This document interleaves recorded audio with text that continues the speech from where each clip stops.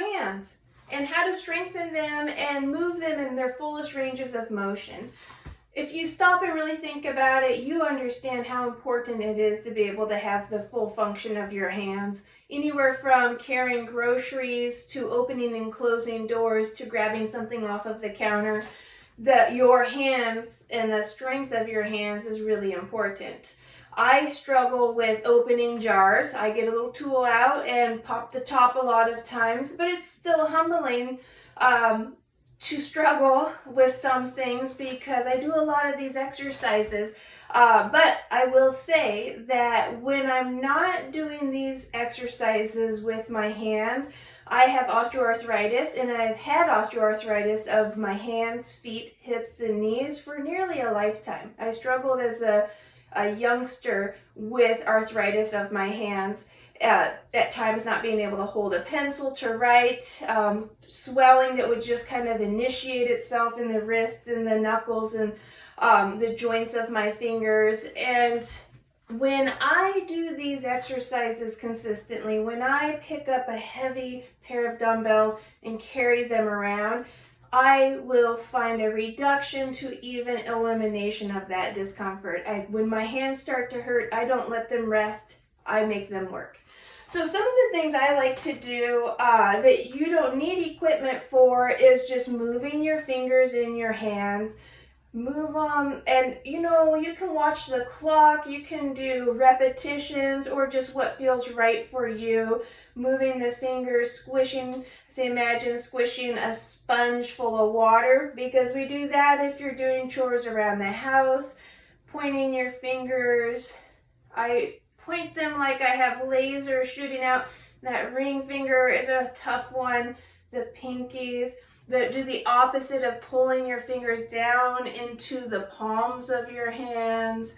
You can move quickly through these and then do another set of slow and controlled. I always say act like you have $1,000 bill between your fingers and somebody's trying to pull it, so squeeze your fingers together. So with this, especially in my left wrist today, I can feel some, it's not pain, but a little bit of discomfort because these muscles are working. So not like lifting weights like biceps and triceps. Wiggle, wiggle, wiggle, flick your fingers one at a time, rotate those wrists, different directions, up and down. Hold, like press with the palms and press down. This is where my arms look like from the side. Open and close, up and down. Move them in all of their ranges of motion. So that's a good way to just wake up and get those hands going. To do body weight exercises, I like to use a bench, but if I don't have a bench, I use a chair, a hard chair like one from your dining room table. You can use a counter, but if you're able to get up and over your hands and you're going to bring your shoulders over those hands and you just gently, so spread those fingers wide, plant your hands down in front of you, and then just rock forward and to the side, come back like you're doing circles, real gentle pressure. Move your hands out into those different directions. Gently, you're in control of the load the whole time. This is the tough one for me, so I need to work on it more as I'm flipping my hands so my palms are up, my fingers are spread out, and again, gently rocking forward and backward using my body weight. So I'll do that a few times as well with my body weight. Couple ways to use no equipment except your body to move your wrists, your hands, and start strengthening those muscles.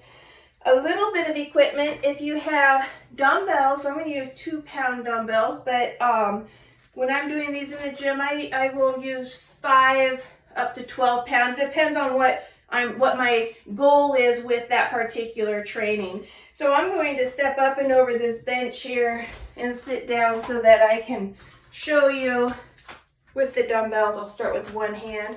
You can do wrist curls. So get yourself nice and comfortable, sit down, put your hand in there, and do nice and controlled.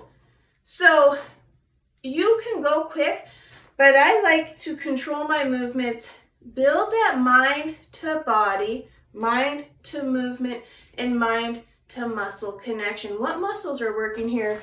You can see, if you film yourself, you'll be able to really see that. So here's some wrist curls, kind of a standard comfortable position, but then turn it out and curl up. That's another motion. Remember to do both hands. This can be timed, or you can do repetitions. You can do different sets. Now having the dumbbell vertical in your hand. Now I got a lot of creaking and cracking going on. Up and down. And then you could add a rotation, some circles. A lot of different ways to strengthen this is a really nice wrist exercise. Up and down. And the dumbbell, so this is really light. Start out light to see how your body responds, but the more weight you use, of course, the more challenging that's going to be for your muscles and also strengthen them. So light, start out light just to get a feel for it, but start adding more weight. So if you're doing a repetition of wrist curls like this, I would say you want it to start getting heavy. We want that fatigue to fail, where it's so heavy you don't think you can do 2 to 3 more of these repetitions in good form. You still want a weight load that's getting you about 8 to 12 reps. You could do 10 to 20 depending, but at some point you want to work your way up to where it's going to start challenging those muscles in the wrists, forearms.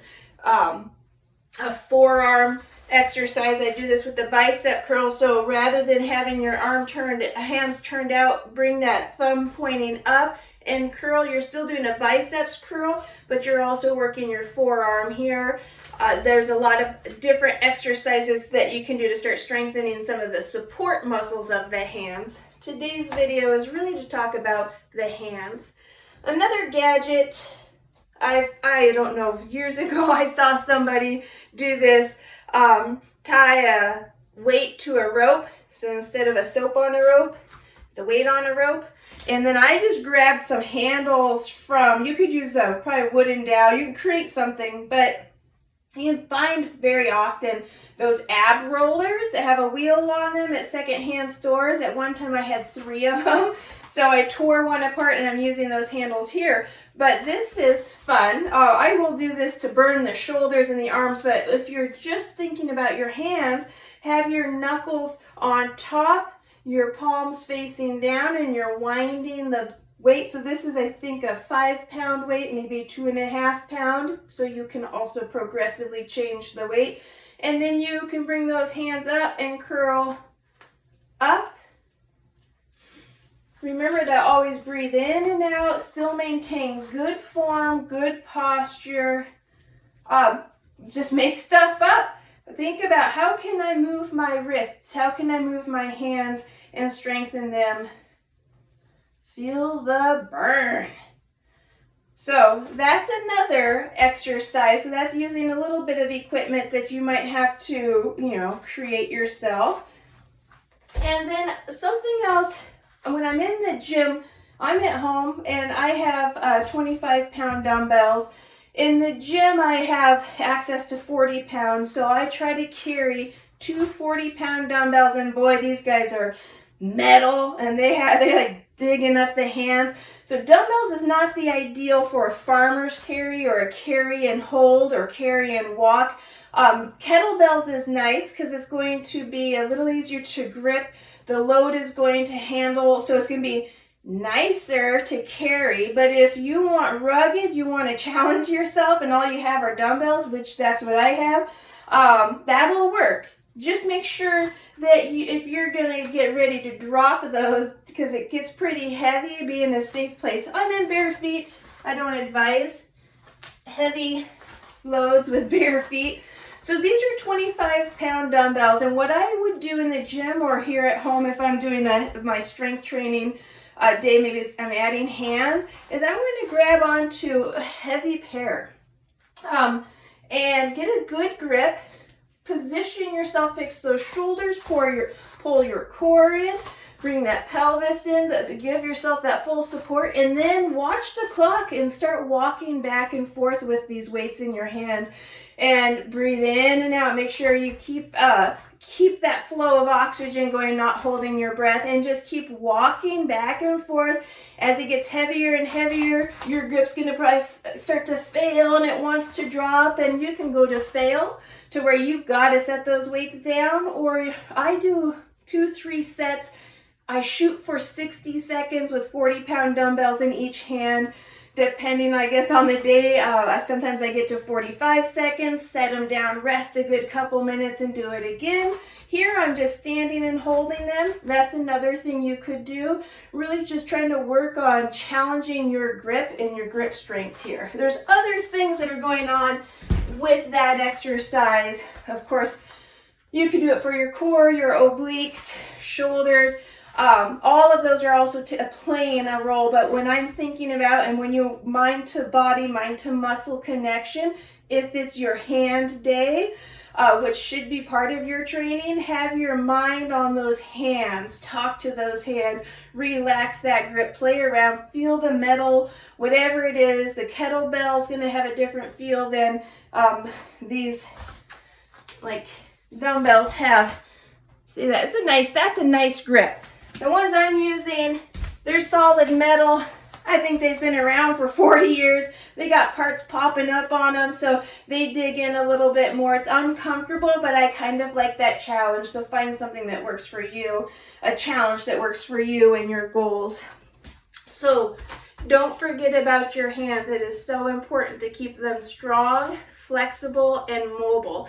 Even if you're just doing body weight and seated exercises, start somewhere. There's a lot you can do. Play around, make up stuff that feels right. If it hurts, don't do it. Like I said, when mine start to hurt, the knuckles start to puff up. I start to, get kinked where I can't bend them. I start to carry heavy loads, and I do the body weight, and it helps. That brings great relief to me, and I hope it brings relief to you. So, don't forget about your hands. High five. Until next time.